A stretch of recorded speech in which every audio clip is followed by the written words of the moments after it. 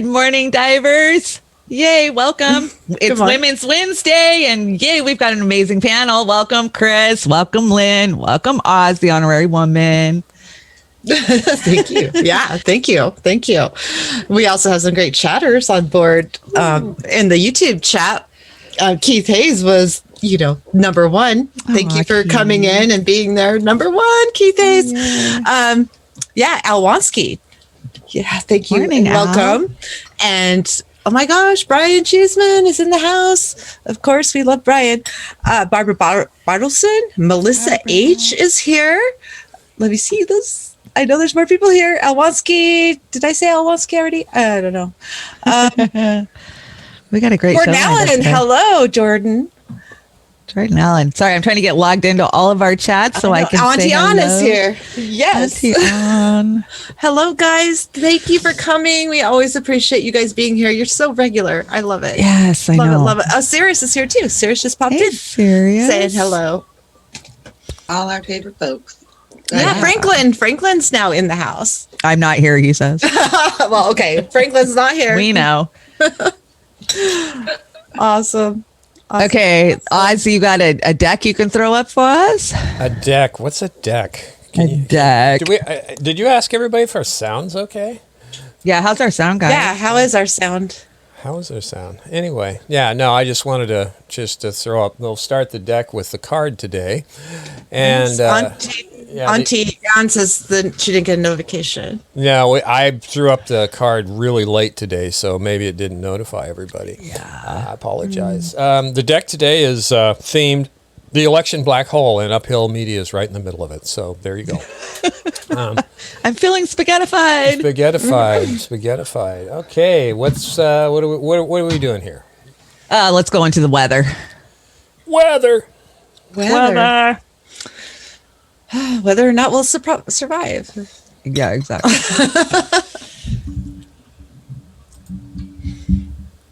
Another powerful storm is churning now.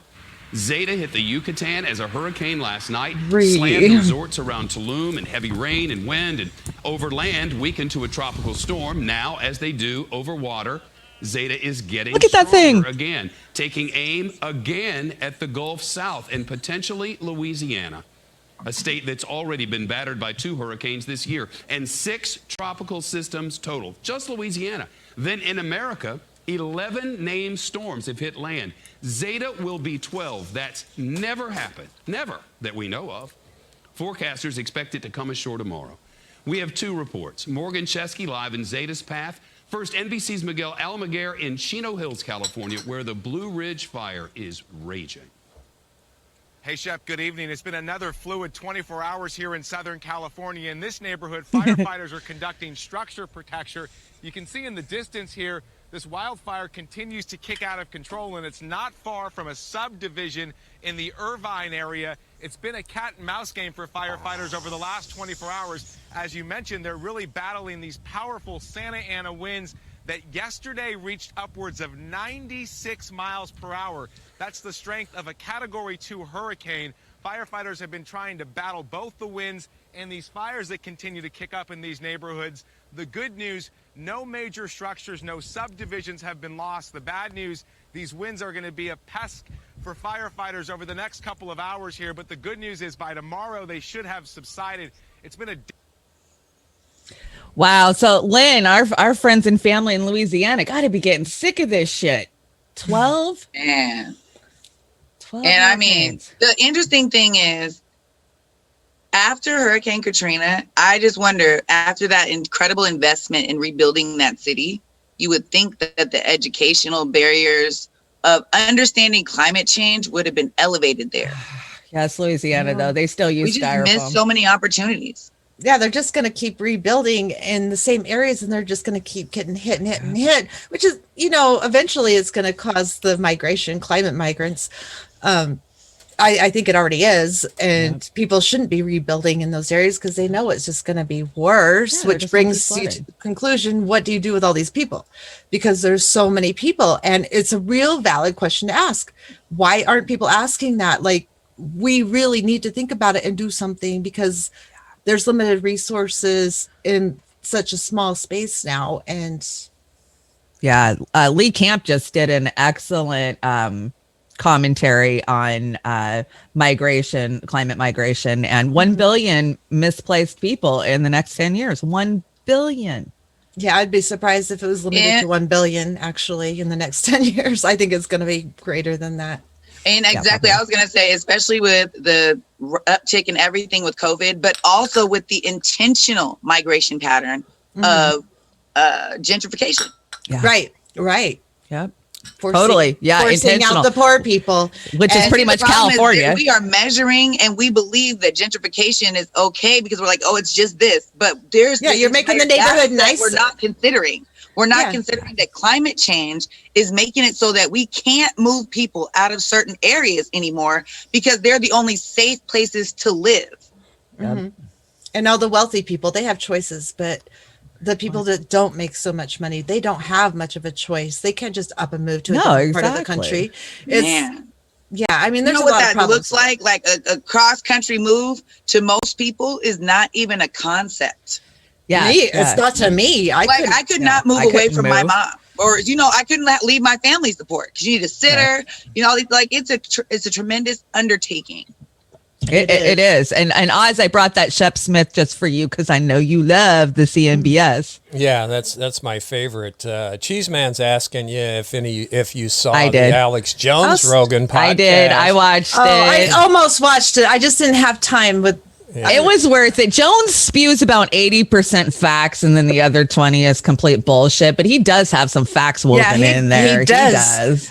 Mitchell's here, Snark Y2K. Yeah. By the way. Hey, Mitch. And A. Maris is here. Yeah. A. Maris. I think that the most prominent thing that came out of that Alex Jones podcast or Rogan podcast is that Kyle Kulinski and Joe Rogan and Alex Jones and Tim Dillon. And now I hear that Jimmy Dore wants in on it too, so we might have a super show for Alexa. That would be so fun. That awesome. would be amazing, wouldn't it? Sorry, I'm trying not to cuss, but why? Ben Shapiro has the answers. Go ahead and sell your property and move. Go ahead. I'm sorry, but some things just go ahead and cuss. Okay, that would be so fucking awesome. There you go. Yeah. It would be awesome. Let it go. I was watching Jimmy after I watched that, and Jimmy found out live on air that Kyle was going to be on it. Was like, what? And Steph was like, get on it. So I think Jimmy was texting Rogan saying, hey, I'm coming on too. Rogan would be so stupid not to allow Jimmy on there as well. I know, right? Oh yeah, he knows Jimmy's cool. Brom is here. Hi, Brian. Brom. Hey, Brom. What's up, Brom? Good morning. And if Kelly's with you, hi. Hi, Kelly. Kel. Hi, Auntie Ann. Yeah. Oh my gosh, we have the best people. Yeah. Speaking of that, we are going to need some assistance and support coming up in the not too distant future. We got some fun things planned, so stick with us. And with that said, I just want to say we appreciate everybody here and our Uphill Media family so much. Yes. Can't thank everybody enough for the support. I just threw this in real quick. What do we got here? If you guys didn't know it, but you probably do, the hidden COVID-19 health crisis. Elderly people are dying from isolation. I was a caregiver for my mother for 8 years as she was paralyzed, and she would have died much sooner, I believe, had I not been there holding her hand and taking care of her. Hey, loneliness kills. So I get it. I can see this happening in huge numbers. So just be aware. Actually, in my family, I was fortunate to have a cousin work at a nursing home. The day she left her job, her grandmother died. And she lived in that place. She was the only family member that she was allowed to see. Yep. But that loneliness, just the thought of her being gone, it wasn't even days, right? Yeah. Yep. The whole COVID thing has amplified the already horrible situations, not only for everybody else, but for seniors especially. Again, the way we take care of our seniors in this country is abhorrent and insulting, and the Japanese model is so much far superior to anything we do in this country. So I will leave it at that. So anyway. Annie Ann says when they cut back Meals on Wheels, which is what Trump did his first day in office, older folks started dying. And not to say that those were good meals, because I used to get them. We trade them like commodities in the ghetto. Yeah. But they were made made from prison labor. So the prison labor would make these. So it's pretty much prison food. It was beans and rice and pre-processed chicken patties thrown in a TV dinner tray, and that's what they're feeding the elderly. These people would wait, and I did this when I was younger, okay? They would wait for me to bring them their meal just so they could have human contact. Exactly. And a lot of their family didn't give a shit about it. Made me sick to my stomach. And so, you know, this is what we alluded to a couple weeks ago. Figure out your place in this new dystopian future we got about how we can support each other. The 90 with meals, with doing what we can. That's my soapbox again for Be a today. helper. Be a helper. Be part of the solution, not the problem. Chris, is your sound off? Is she muted? Unplug and plug back in because we can't hear you. Last time that helped when we lost sound. No. Nope, still can't hear you. I've go into your settings. Last time your settings changed. I think I heard her a little bit. Try it again, Chris. Hello. Okay, we got you, but you're low. You're low. Work on that. All the way. Yeah. Unplug and replug, and let's go into the video while you play with this. Yeah. So this video came out a couple of days ago. I'm sure most of you have seen it, but yeah, if Biden loses, this will be why. Yeah, I've seen it. This video that you're about to see from MSNBC is amazing. It's honestly one of my favorites, maybe of all time. But this is what happens when you talk to young voters about the election. This should be a wake-up call for the Democratic Party. Of course, it won't be. But let's see what particularly young black women in this instance think about their choices in 2020. I am totally undecided. I'd write your name in at this point. Usually by now I would have voted already, but I'm just not comfortable with either one of them right now. What are you looking for? What do you need to hear? Let's start at the crime bill and the fact that he has not only not apologized, not only he has not only not rectified. Every time he reverts back to, well, it was the Black Caucus members in the church, but they were with it too.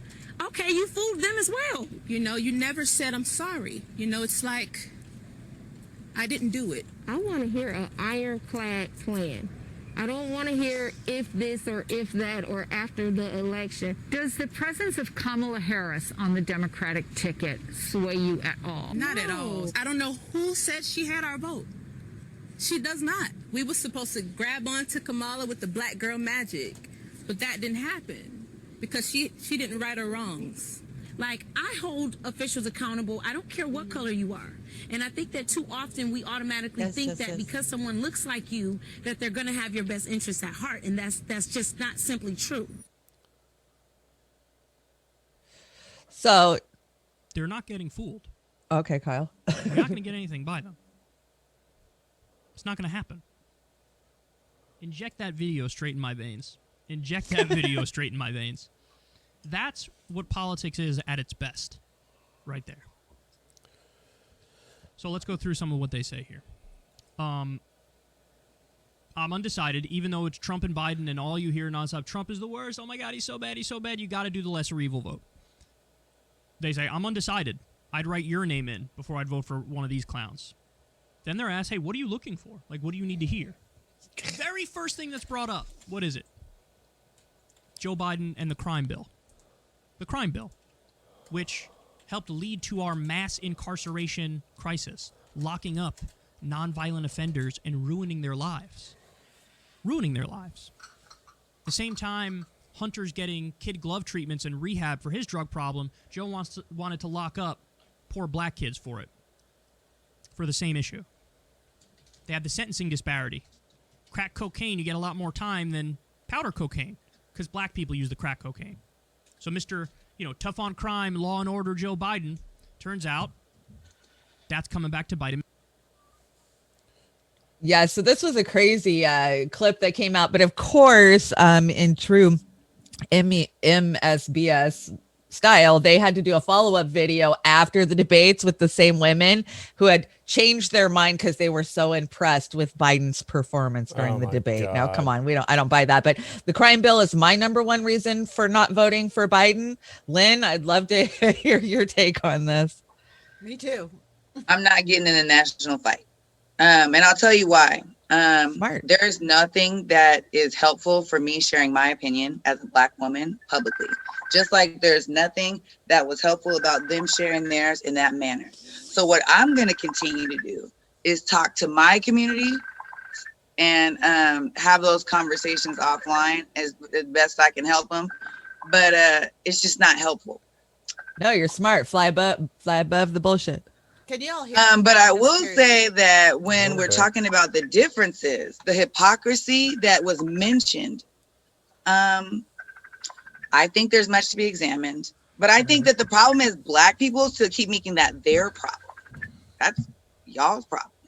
We don't have enough political capital to change it. So why do they keep propping us up and making us stand up and be the ones to talk about it? But let's be real, percentage wise, white women make those decisions. Yeah, you're right. Absolutely. And so how I feel doesn't really matter. And it's really Chris, how's your sound? Oz, can you turn her up? I can't. I turned everything up on now my. You got okay, it. okay, you got it. You got it. You got it. You're back. You're back. Now give me your best, Chris. Oh my gosh. Yeah, you're nice. No, I mean, I think you should share your opinion, but you don't have to. And I understand and I respect you if you don't want to. I mean, at least share your opinion on the issues, not necessarily who you're voting for. But she's running for office, so she has to play the game, you know. Oh God, I hate that they have to play the game because I think people are just wanting real people, like real opinions, real. Well, then I will answer that because now we're getting somewhere different. So what I answer is on the issues, and the issue is white women need to take their place. So that was my answer on the issue. I don't think the issue is Black women at all. And I think that video is a distraction and a tool. Why is the example not the white women that are really the problem? So that was my answer. What do you want to see us do? Yes. Why are y'all going making videos? I mean, I know you are, but where's the rest of you? Yeah. Oh man. Wow. I love it. I love it. I love it. No, you're right. You're absolutely right. And that's why I'm out here screaming my fucking head off, because we have to be the ones screaming. And if you're religious, you are your brother's keeper. So you take care of all of us. You know, you vote for all of us.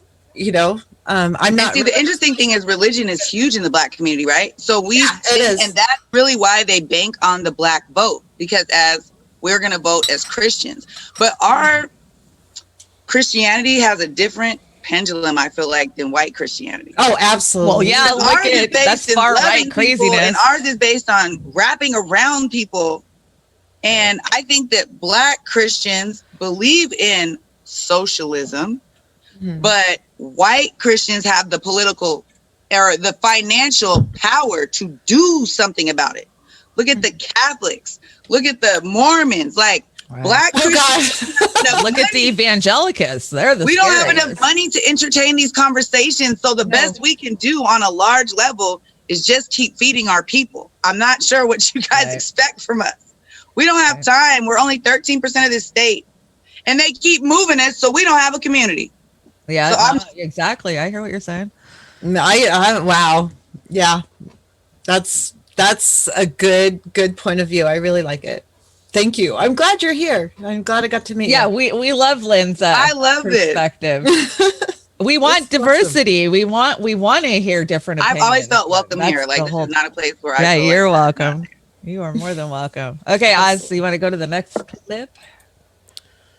Okay, so we all know 50 Cent came out last week and endorsed Trump, right? Well, he rolled it back yesterday, and here's why. There's just one reason? Scratch that. 50 Cent retracted his endorsement of President Donald Trump after he was slammed by ex-girlfriend and comedian Chelsea Handler during an appearance on The Tonight Show with Jimmy Fallon. So he doesn't want to pay 62% of taxes because he doesn't want to go from being 50 cent to 20 cent. After joking about 50 Cent's tweets, Handler added that the musician's influencer status meant that he had a responsibility to the public. He shouldn't be influencing an entire swath of people who may listen to him because he's worried about his own personal pocketbook. Perhaps Handler's outspoken interview changed the rapper's mind because he later took to social media to respond to his ex's appearance on The Late Show. The day after Handler's comments, he tweeted, "What another spin. Donald Trump. I never liked him. For all I know, he had me set up and had my friend Angel Fernandez killed. But that's history. LOL." So, Lynn, I got to ask, does he have a responsibility to the Black community, or is he just a rapper that needs to shut up? And I need y'all to help us with that. So when we haven't decided who our leaders are, we need help from white people to help us vet them and not give them platforms. Because 50 Cent ain't never been elected to anything. Right. Neither has Oprah. Neither has Oprah. Nothing. So like, ain't nobody ever asked you to give your opinion for our community, which is why I'll be honest. He was the most honest. He said, I'm worried about my tax returns. And based on anybody else, I respect that he's being honest about where his perspective comes from, because at least he's telling the truth. Other people make it seem like they want you to vote one way because it's really about helping everybody. Like Oprah. I don't know nothing about that. Yeah. I mean, I don't think rich people. Yeah. Oh, Oprah. I just don't think wealthy about people that, and I haven't been able to look find up to. anything. So that's why I don't know anything about that. I've seen news articles. I've yet to see a website that addresses a plan of any sort to back that up. Yeah, I agree.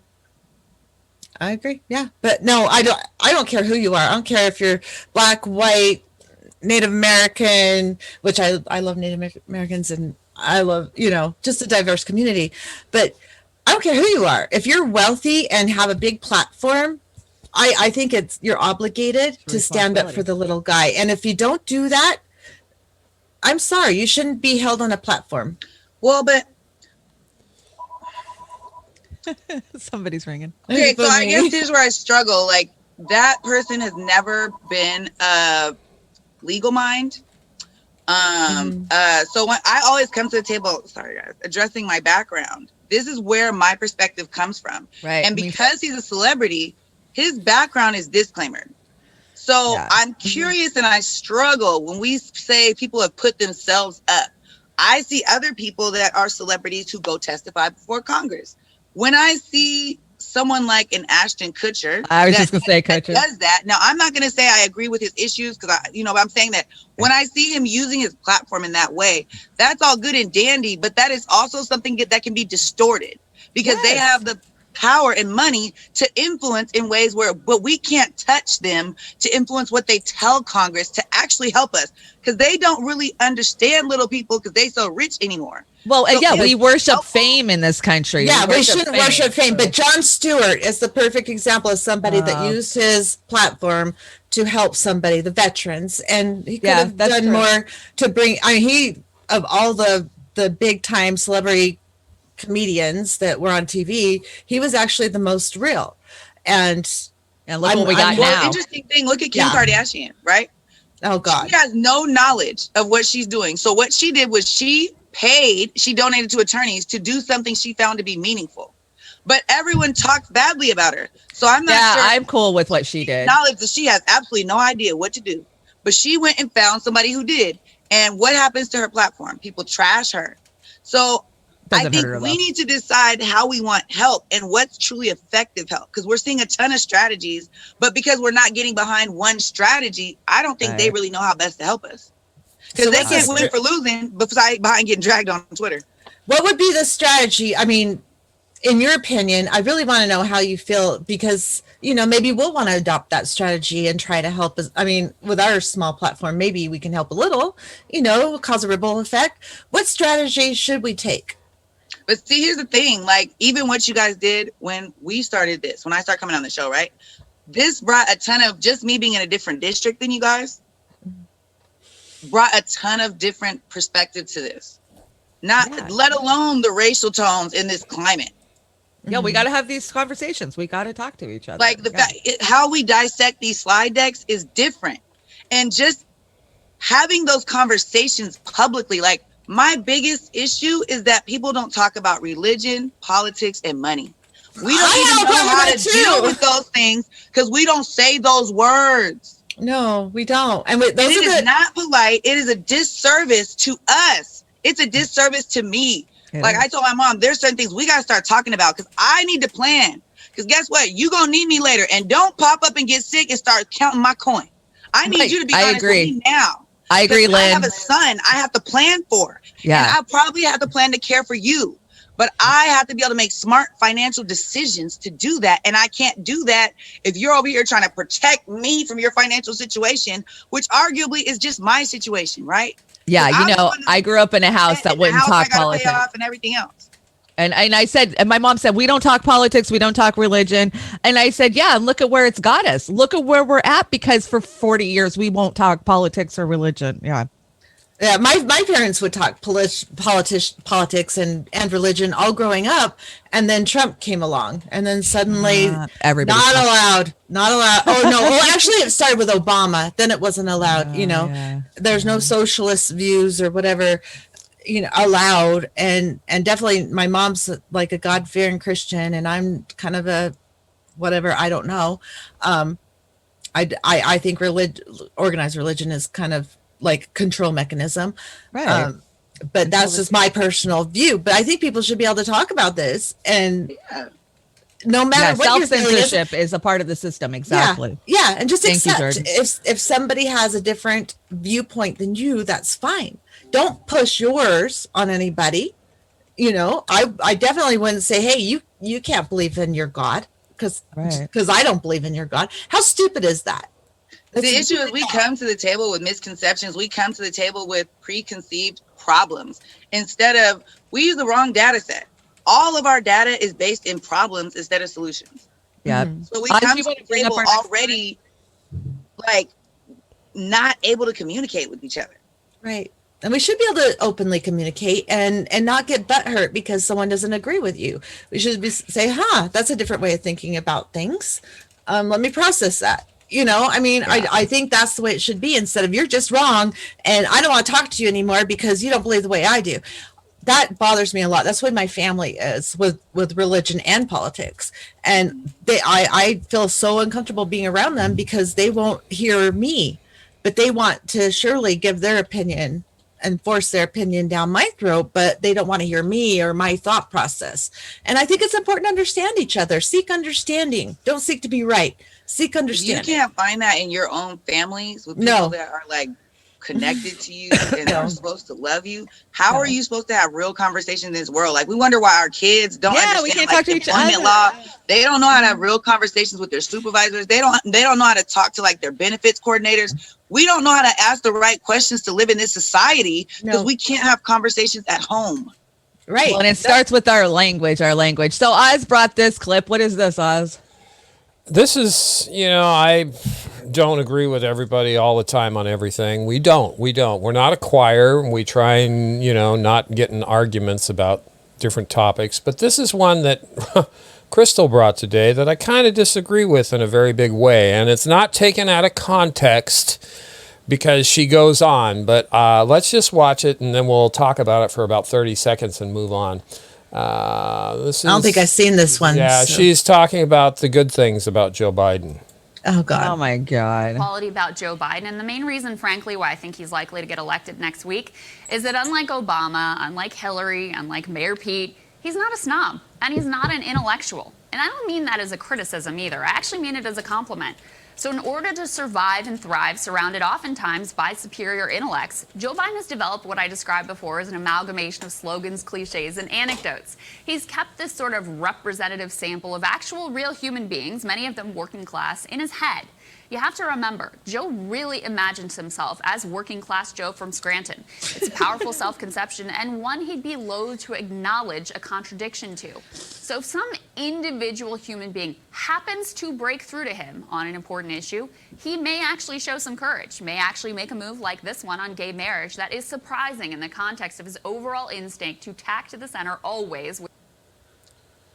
All right. Whatever. Go ahead. Come on. What's the ahead. good and the bad? I think Crystal's trying to make a point there without ingratiating Biden as being some super person. But again, you think about his past, Tara Reid, how he conducted himself in the primary, completely knowing that the primary was rigged in his favor. He beat the socialists. Yeah, he beat the socialists. And he keeps using the socialists. So those are all negatives in my book. But Crystal, I could have done without this segment today, but I understand. Although I don't appreciate. Actually, I think I did watch this, and I was just like, really? Yeah. Yeah, it is really. I think I'm like, no, and I think I just shut it all out because I just couldn't. Well, the bottom line is people are going to vote the Harris-Biden ticket because Trump. My internet! Oh my gosh, I think I'm losing power, guys. Okay, Seriously. if you're gone, lights are flashing. You're okay. That's all right. It's God. Okay. It's God talking to you because you mentioned Joe Biden. Yeah, don't talk bad about Biden. Yeah. So. Oh God, maybe. But anyway, long story short, everybody's going to vote for Joe Biden, who's going to vote for Harrison Biden because of Trump. No other good reason.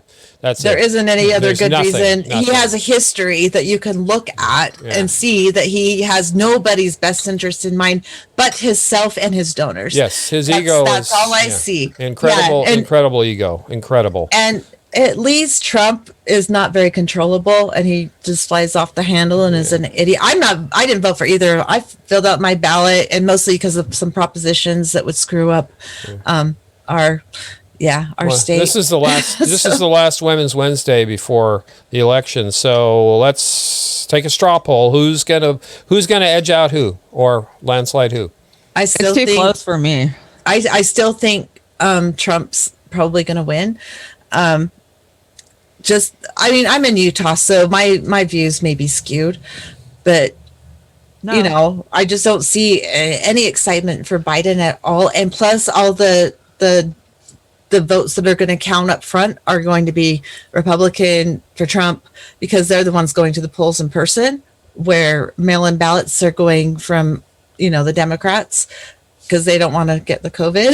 Right. So I don't know. I'm going to drop my ballot off at a drop box on my way to the doctor's today.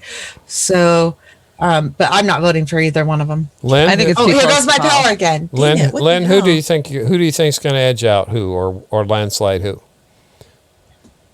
I told you guys I'm going to Hawaii for the rest of the year, so That's a non-committal response. Okay, I'll take you. I got to agree. I can't call this one either. I mean, I think that Trump has got a huge groundswell of support, but the Democrats have fear-porned this so much they might pull. But what about Bush Gore when I think Gore the problem really is that had we're it? using two different data sets because so many Democrats are mailing in and so many Republicans are voting in person. It's really hard for us to track this when we've never had such historic numbers in turnout. Exactly. No, that's the other caveat. Yeah, and how hard the Democrats will cheat. But this is never. Both sides will cheat. This is so crazy because they stacked the court. I mean, they got three more.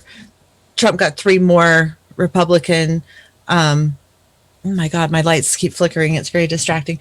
They got three more Republican right-wing hardcore justices. And if the courts decide who wins the election, who are they going to choose?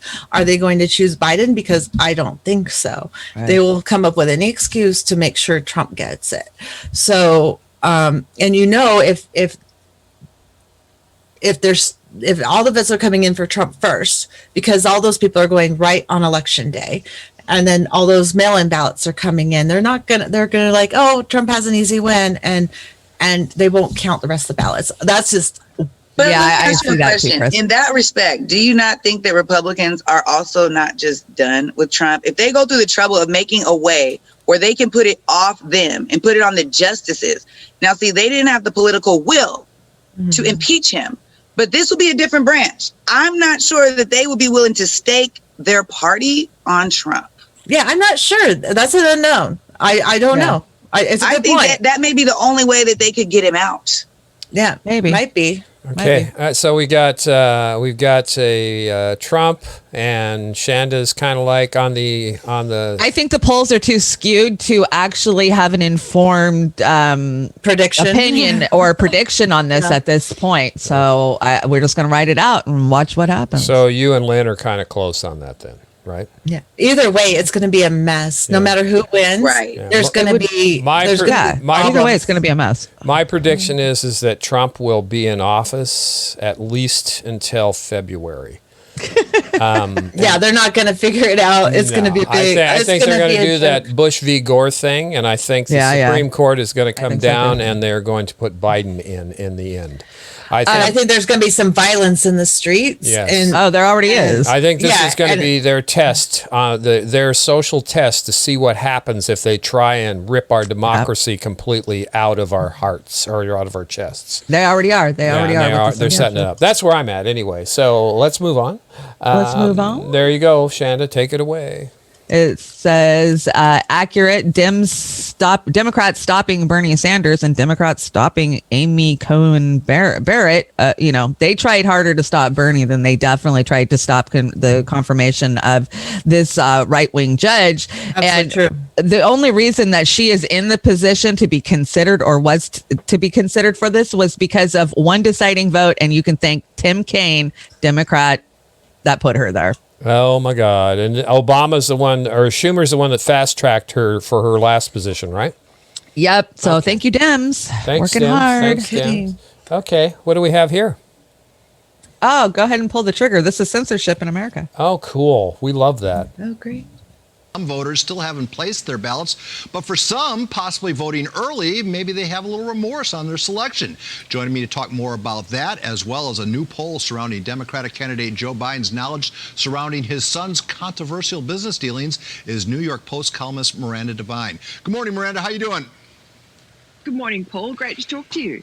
It's good always to talk to you once again. Usually with a story of your magnitude, three things happen. There's a denial from the alleged perpetrator. There's an explosion of investigative reports following up.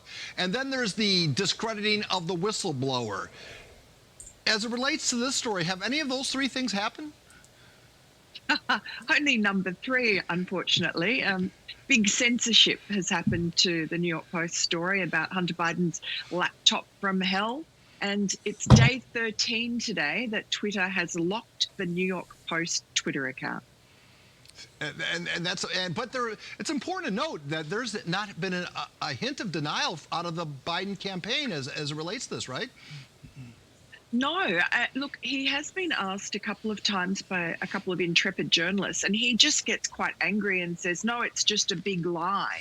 But he's not answering whether or not he was the big guy named in that laptop, in all these emails that was receiving money from China, or that he was part of the deal that his family was involved in peddling influence overseas. So, but, despite all this censorship basically from the rest of the media and Facebook and Twitter, it seems that the American people have found out about the story. As usual, censorship backfires. And that interesting poll that you mentioned in Rasmussen yesterday shows that a majority of Americans think that Joe Biden actually knew about Hunter Biden's shady deals overseas and also may have benefited from them. And yeah, so there was a couple of points in that clip. One of them is American censorship. I mean, Twitter has shut off the account of the New York Post, one of the oldest publications in our country. And not only that, Americans are Googling, can I change my vote? So there's definitely buyer's remorse going on. Yeah, the censorship has backfired on them. We've seen the videos, we've seen the tapes, and there is no denying that it's Hunter Biden because it is Hunter Biden. That's why they're not denying it. Yeah, and then you have Anna Kasparian on TYT sitting there defending censorship. Are you fucking kidding me? They'll come for her next, dumb beaver. They already are coming. She's already been a victim of it. And she's still defending it. By the way, Jordan Allen, thank you very much for your $5 donation to the channel. That's awesome. Thank you. But yeah, oh my God. I feel like TYT was my first peek into getting interested into shows like this. Yeah, me too. I even had a TYT sweatshirt. Yeah, but then you move on. Like understanding the mainstream when you're talking about censorship. I think of my journey to understanding like this process. The only reason half the things I know are because like for a while I don't have cable, but Samsung, when you buy a Samsung TV, gives you a suite of channels, and those channels had like TYT and other progressive news outlets because they're smaller packages. Right. But I would have never known that there's these other networks outside of Xfinity. Tough move. Right. Yeah, I guess they do a service of holding the hand of the people that are coming into the movement. And I feel that way about quite a few progressives within the media movement. But yeah, I can't agree with most of what they're saying. I just can't. No, it's not about agreeing. I just think it's interesting because I wouldn't have even understood the relevance. Like sometimes people think like this is just a YouTube show, right? But that's what they're doing. Right. We're just not funded in that way. Right. So I think this is going to come back to bite Biden in the ass. If Biden does get elected, the Republicans have got a full deck or full hand that they can go after Biden with these corruption tapes. And I think that they could bring validity to it and actually impeach him and make it stick where the Democrats just half-assed impeach. That'd be nice. I hope. Oh, you found the dumb beaver. Oh my God. My electricity is going crazy, by the way, guys. I don't know what's happening. You're okay, Chris. You're okay. You're okay. If you shut down. If we lose you, have a great day and get to the doctor safely. Yeah, absolutely. Yeah. Okay, onward and upward here. Dude, this was so cute. I giggled when I saw it. You can't eat that. That has nuts in it. What a conversation piece. I love it. Very cute. And then we got our friend over there. I brought this for you, Oz. Thank you. I need some emotional support. Well, look in the corner. Hey everybody, welcome to Point Being, episode number 5. So here's some thoughts I have for today about what's going on with unemployment. So hope you enjoy. And basically about how leaf blowers are everything that's wrong with capitalism. But I'll explain that in a minute. We all know times are bad right now. They're only getting worse. The unemployment level in America is it's insane. It's setting records, and for some odd reason, those numbers are pretty correlated with the number of Americans under 40 living with their parents again. So, needless to say, the entire country is a little edgy. Because I spend more than 30 minutes around my parents and one eye starts twitching. I get a dull ringing in my ear and I start to think Rachel Maddow makes sense. Point being, it's not pretty. It's right up there with having a brain-eating parasite, which Rachel Maddow almost definitely does, by the way. There's something really fascinating about a person who literally put out an entire book in 2012 titled Drift, The Unmooring of American Military Power, which is about, quote, how the U.S. declined into an overfunded and unchecked national security state. That's what the book was about. And yet now, a mere 8 years later, she does everything to try to make sure American military power remains adrift. She'd have us firing missiles at Russia as we speak if she had the power. She'd be dropping baby nukes on Venezuela and Iran and China and half a dozen other countries if they let her. This is not a tweet she should have deleted. This is a book she put out. A fucking book. Like, it's like if Lloyd Blankfein, former CEO of Goldman Sachs and all-star shithead, put out a book 10 years ago about how Wall Street had become unhinged. Anyway, point being, there's a shitload of unemployment in the U.S. right now, and the Economic Policy Institute just came out with new numbers showing, quote, unemployment has especially skyrocketed for young workers in the COVID-19 labor market. The overall unemployment rate for young workers aged 16 to 24 jumped from 8.4% to nearly 25% from spring 2019 to spring 2020. Yeah, so I promised you guys I'd start bringing a little more Lee Camp. It's hard to cut Lee Camp because his rants are amazing, and his leaf blower rant is worth a watch. It was funny, but yeah, Rachel Maddow, come on, what the hell? No kidding. Chris Foster has joined us. Chris, one of my very favorite peeps. Chris. And Jordan Allen just donated another $5. Jordan, stop that. Yeah, stop it, that, Jordan. Stop it, Jordan. Thank you. Save That's your enough. money. You're awesome. We already know you're awesome. Save your money. Save your money, Jordan. Save your money. You're going to need it. You're going to need it. Yeah, you're going to need it. You're going to need it. So I don't think there's going to be a stimulus still soon. Yeah, no stimulus. Yeah, and unemployment's getting ready to run out for millions of Americans. People are and there is losing no backup. major evictions. What's Pentagon Papers man got to say here? Okay, so this is Daniel Ellsberg. Tulsi introduced legislation that would drop all charges against Edward Snowden and Julian Assange this week. But not only that, it would rewrite the Espionage Act that's from 1918 or some shit that was never used ever other than on him for 80 years. And then Obama used it like 6 fucking times. So obviously they've weaponized it. We need to take a look at it and we need to rewrite it. So I don't care what you feel about Tulsi or that she supported Biden, whatever. She's bringing the type of legislation that we need to be talking about to our legislators. This is a good piece. Ellsberg, how are you? Yes, I would love to give you a hug. Aloha. Aloha. Thank you very much. You came in arms wide open, so I took the invitation. I was the first person charged under the charge that he's now facing. But I was charged as a source.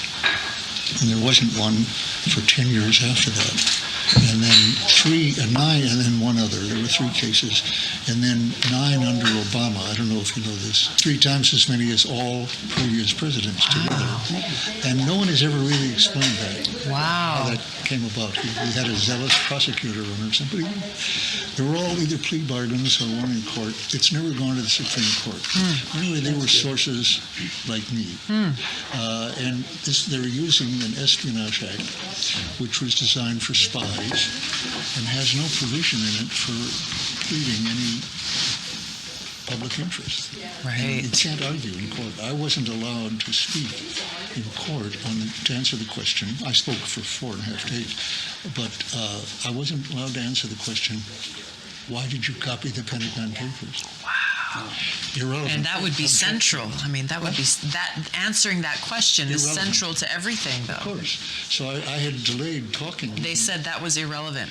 The prosecutor said, then the judge upheld it.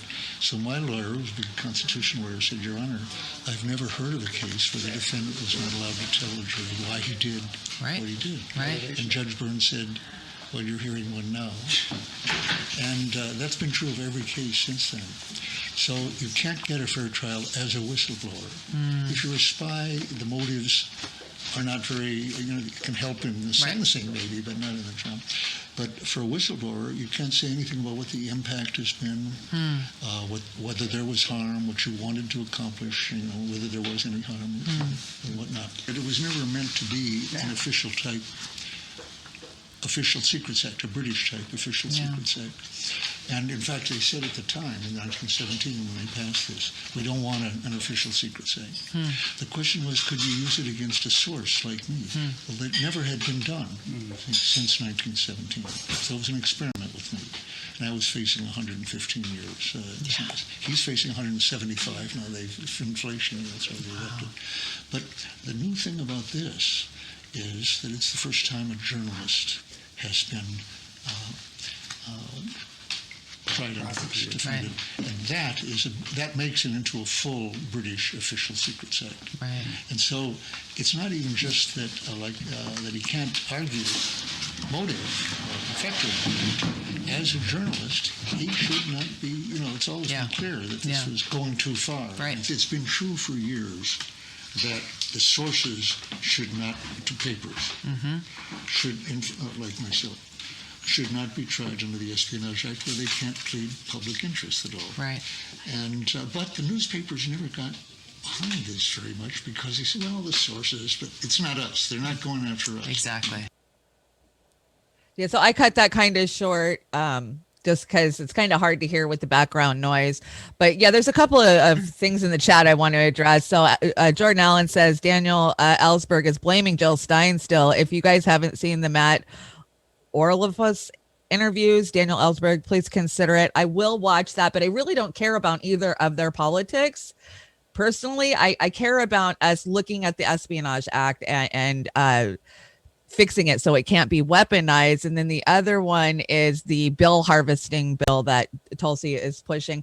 I just think that we have such a broken election system. We shouldn't even have a thing such as harvesting of ballots, you know, regardless if it helps us or not. What do you say about the hanging? Ladies? What do you say about the hanging Chad argument?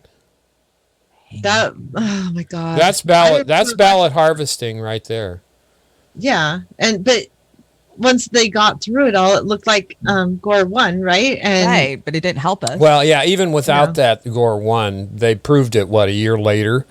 You know, my thing is with all of you ladies, I'm sure the system is so corrupt and criminal. I mean, no one's going to trust it. No one's going to trust it. I mean, Jesus, the DNC and Barack Obama and the Clintons got away with rigging 2 primary elections. And we still got people out there who are buying this Russiagate horse shit when it's already been debunked over and over again. Anybody out there. The FBI is doing that. Yeah, the FBI is coming up doing a news conference saying that it's not only Russia now it's China. Yeah, now they're implicating all these other countries. Anybody out there in any group that wants to cohabitate or work with us, don't even bother coming. If you are a Russiagator or you're the McCarthyist, I don't want to see you. I will not even acknowledge your existence. Us, it was dozens of emails yeah, that definitely are going to influence the election and intimidate people from voting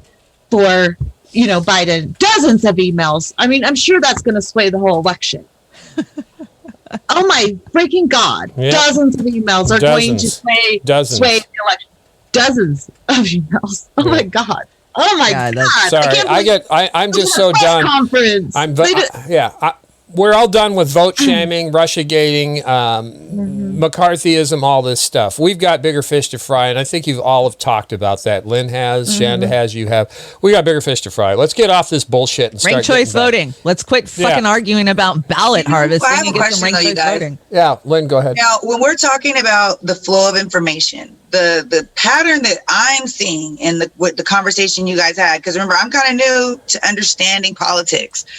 Over the past decade, it seems that although social media has been a strong advocate of a place for information, right? That's the thought process publicly. It seems like it's still taking just as long for the facts to be shared. Like, so the things you're talking about with like the Florida election, it seems like it took so long and we're so interested in like the immediate satisfaction of information sharing that we kind of didn't care anymore when we finally understood what really happened. Yeah, no, you're right, Lynn. You're absolutely right. We have such a short attention span in this country. If it doesn't stay in the news cycle for more than a day, we don't even think about it. And that's how they skate over us with most of these corrupt things. Absolutely. I agree. What's this, Chanda?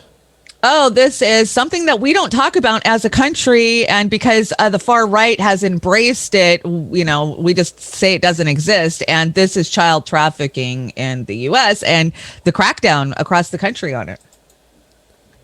It's described as the largest statewide anti-human trafficking operations in Ohio's history. State and federal officials joined forces to help rescue more than 100 survivors. It's called Operation Autumn Hope, and this is footage of one of the raids in Ohio, where authorities took down 177 people involved in human trafficking, including 14 individuals arrested in Mahoning County last week. If you're using the internet to try and exploit or take advantage of underage individuals, we want it to be in the back of your head that you may be talking to one of us, and hopefully you will be talking to one of us. We're not going away. We're going to continue to do these types of stings. 109 survivors were rescued during the month of October. Green's agency, along with nearly 60 others, joined forces for Operation Autumn Hope. U.S. Marshals were able to close 84 missing child cases, where 45 children were rescued. 4 more returned home. 16 others were located. There's estimates that around 1 in 5 or 1 in 6 of endangered runaways, which makes up the largest portion of these missing child cases, are being trafficked. So I think in America, we have this, I know I do, and I try to fight it, this concept of, sex trafficking and human trafficking is happening in other countries. They're whisked out of the country. We don't see them again. But that's really not the reality of it. The reality of it is these are our children that are running away from home, that are living on the streets, that these predators prey on. And it's happening right under our eyes in our own communities. And we just think of it as some far off problem, that it's not actually happening right here. You know how many Native American children disappear and you don't see them on the news? There is a huge problem with that, like right now, and it's happened like far in the past as well, but they just don't pay attention to Native Americans that disappear. You never see them, but it happens. It's happening today. It happens with the Hispanic coyotes too. Yeah.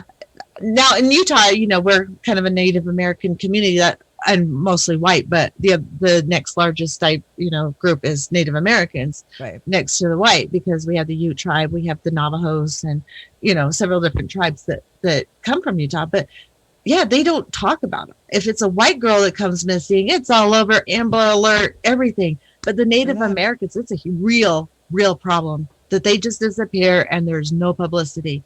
And the left doesn't want to talk about this because this is a right talking point, right? Save the Children is QAnon and right wing. So we're not even going to go there, but we need to go there because these are our children. Yeah. I mean, QAnon is putting a really bad name on it, because they don't really care about the children. They care about putting blame on the elite class of celebrities and all that, which, they have a lot of blame, because they don't use their power correctly. But when they're saying Tom Hanks is a sexual predator, and come on, what? come on. Okay. Base your opinions on facts. Don't just take whatever the right wing throws out there. He took a picture of a glove. So he, oh my God. What is this? This is me yet again reaffirming that the Democratic Party worked harder to stop Bernie Sanders than it did to stop Amy Cohen Barrett. That's just a fact by every metric. Anybody want to argue? Don't waste your time. It's a fact. My personal opinion about this meme is that I just love the fact that the guy sitting at that table, it's just so seamless in any issue. I know, it works for any issue, right? Yeah. Feel the burn. What do you still got that mug, Chanda? I thought you were going to change it up to like kiss my butt or something. No, I'm still burning, and I'm going to keep burning, and I'm going to burn till we get some change in this country. I burn his ideals. I do not have much respect for him. They're burned into my heart. Yeah, what he started is there. Yeah. But go ahead. Bye, guys. Are you leaving? Thanks for coming on. Nice to meet she has you. another meetings at 11. Yeah, I got to get out of here real soon too, because I have a doctor's appointment. We just have a couple more here real quick. Okay, super fast. 12. I got to leave in 10 minutes. This is breaking news. This just happened this morning. Chloe Sullivan, what happened? He got sentenced. And we have dramatic news in the high-profile case of NXIVM, the self-help group that was exposed as a sex cult. Self-help guru and the leader of NXIVM, Keith Raniere, was sentenced today to 120 years in federal prison. Bye-bye, Victim impact scuzzbag. statements lasted for hours today in court in Brooklyn, New York. The 60-year-old Raniere was convicted last summer on charges of racketeering, sex trafficking of children, extortion, and conspiracy to commit forced labor. So bye-bye, scuzzbag. He's 60? Mm-hmm. These women were letting him brand them. Oh, yeah. And Chloe, right there in the middle from Smallville, loved her acting ability on Smallville for a while. What's she going to end up getting? Do you know? I think she took a deal. I can't remember exactly, but I don't think she's been sentenced yet. I know. Or Yeah, maybe I know one of the wasn't a one lot. of the gals got 6 years. Maybe it was, So, her. But let us not forget that the Brofmans, the Seagram's heir, these heirs to the Seagram's fortune, who are also Clinton Foundation donors and board members, were a huge part of this. They all kind of go hand in hand. They got their fingers in everything, and I don't even get me started with Weinstein and Epstein. Oh gosh, yeah. I've been deep in the Ghislaine deposition this week. That's why it'd be great to have Graham Elwood on because he knows that story inside out. Me too. I'd love to talk to Graham about it. And Chris, you're working on bringing him on one of our dives, right? Yes, I want him to come on this channel because I'm trying to lay low on my channel. No, that'd be great. You can, matter of fact, we'll be all set for him when you're ready to bring them on. She's laying low because she's so close to the NSA in Provo there. Oh, She's yeah. I know. No, it's called the Mormon Mafia here. So Wipey Award. Shanda brought a Wipey Award today. So I gave it to one of them to Jimmy Dore. It says, if they try to replace RBG, we'll burn the entire fucking thing down. And Jimmy says, what? Nobody brought a lighter? Nobody? Yeah, of course, Jimmy. There you go. Nobody brought a lighter. I guess they don't do lighters anymore. And then David Sirota here. Yeah, we got a tie today. Everyone realizes the entire Lincoln Project / Never Trump GOP stuff is all designed to make sure that after Trump loses, America is owned by a Bush / Cheney Republican and Wall Street Dems while progressives are canceled. Right? Everyone gets that, right? Just checking. Yeah, think about that. Think about that. And we're gonna stop supporting Lincoln Project. We're gonna it's Lincoln Project. You're being chumped again, suckers. And we're going to bring our segment. Chanda made this segment now. Fee says, Dems and Greens are allies. So many progressives as Democrats removed Greens from the ballots in multiple states, diluting their climate legislation to symbolism and refused to include them in debates. That's what allies are, right? Yeah. Thank you, Fee. Yeah, she is so smart. Oh my God, she is a smart cookie. She is. She gives me hope. Yeah, she gives me hope that the next generations is educated. Did you watch her last Convo Couch? Oh my gosh, I was listening to that while I was cleaning, and it was really good. I'm brain dead. I don't remember what it was about, but it was really good. No, she's got the guts to stand up and tell it like it is. Where a lot of so-called progressives in social media are worried about pearl clutchers. I don't get it. So. Right. No, I love her. And my favorite was her emotional, out of nowhere rant. And wow. Hillary's got her chin on your head there, Chris. Sorry. Okay, so these are closing songs. We were talking about the whining, crying, rioting Hillary song. That's what this is. If you want to close with it, Oz. If not, I put other songs on there. Okay, you want to close with it? Is this what you want? I brought Johnny Cash for Chris. Okay. Where's Johnny Cash at? It's like the third one down. One piece at a time. But I think this needs to be rewrote to say the Tesla factory. Can you imagine stealing one piece of a Tesla at a time? No shit. So this one's dedicated to Chris. So this is to Chris. Thank you, ladies. Big Johnny Cash fan. Thank you, ladies. Oz. Thank you, Shonda. Thank you, Lynn. Yeah, Lynn. And Lynn. Thank you. Have a great day, everybody. We will be back hopefully this afternoon, Amos, with a progressive update. And then we will be off tomorrow. Then we'll be back Friday morning for another dive. And then Saturday, no joke. And then Saturday night's the big Halloween party. Send your requests to come in the green room all customed up with your costume. Aurora Media Live at gmail.com. Let's get you all in there. Yeah, you don't even have to be on camera. You can just come hang out in the green room and talk crap with us. I might hook up and just pop in here and there. How about that? Yay, that'd be great. That would be great. So, Jordan, later, Jordan Allen. Bye, guys. Bye, love you all. Jordan Allen, Al Walski Cheeseman, Melissa H., Chris Foster, Mares. Who am I missing? Red Sea Socialist, Sarah? Annie Ann. All you wonderful people, thank you so much. We love you. We love you so much. Brom, yes. Love you guys. Have a good night. Day. Thanks, Chris.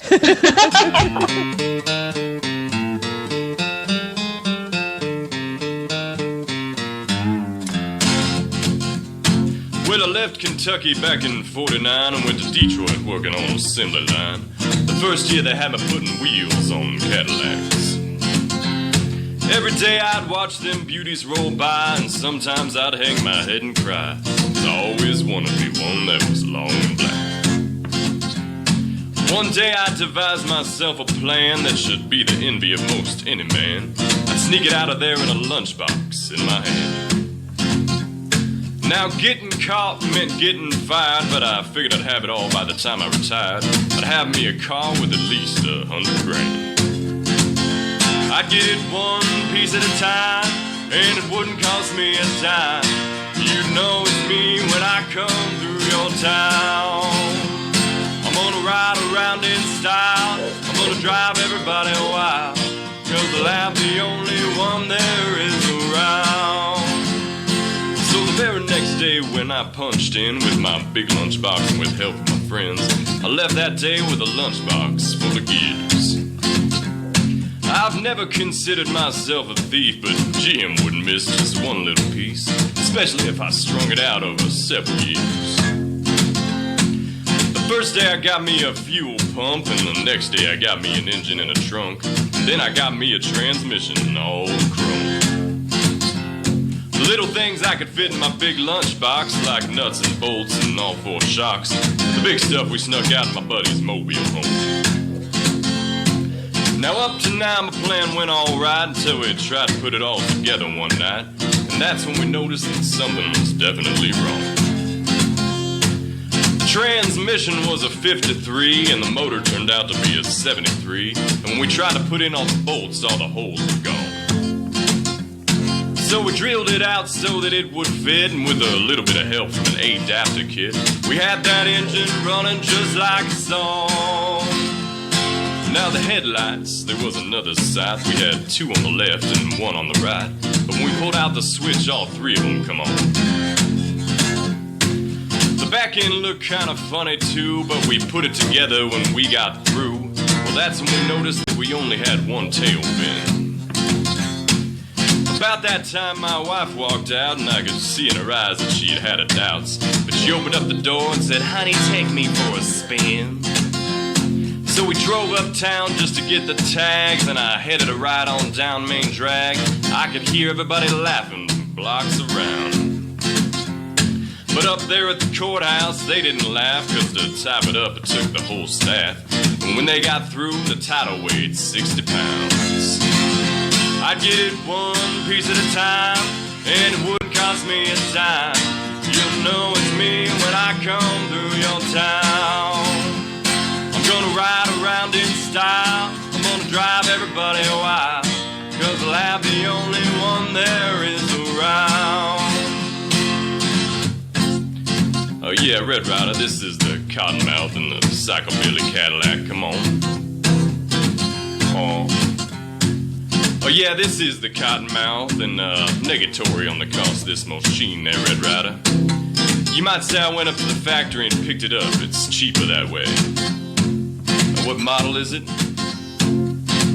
Well, it's a 49, 50, 51, 52, 53, 54, 55, 56, 57, 58, 59 automobile. Well, it's 60, 61, 62, 63, 64, 65, 66, 67, 68, 69, 70 automobile.